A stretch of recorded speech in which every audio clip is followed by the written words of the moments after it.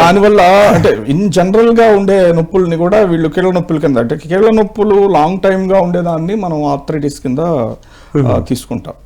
ఈ long time అనేది ఏంటంటే అట్లీస్ట్ 6 weeks నుంచి అబౌవ్, అంటే అట్లీస్ట్ 2 or 3 months ఎప్పుడైతే క్యారీ ఫార్వర్డ్ చేస్తామో, ఎన్ని విధానాలు వాడినా కూడా మనకు తగ్గలేనప్పుడు అప్పుడు మనం కొంచెం జాయింట్ల మీద కొంచెం కేర్ తీసుకోవాలి.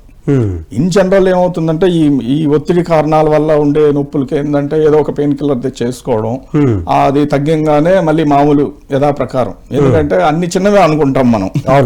If it is months together అయినప్పుడు కూడా వాళ్ళు ఈ మెడికల్ షాపుల దగ్గరనే డిపెండ్ అవ్వడం, లేకపోతే ఉచిత సలహాలు అనేసి టీవీలని ఇంకోటని వాటితో తీసుకుంటారు. అది ఓకే, సాధారణం.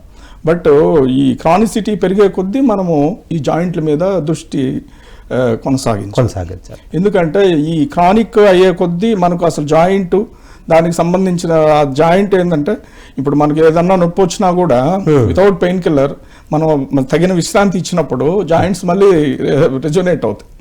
లాంగ్ స్టాండింగ్ నిన్నంతా ఉన్నప్పుడు రెండో రోజు మూడో రోజు రెస్ట్ ఇవ్వాలి, కొంచెం మద్దం చేసుకోవాలి, కొంచెం వేడి నీళ్ళు ఏదో ఒకటి కాపడం పెట్టుకుంటే తగ్గుతుంది.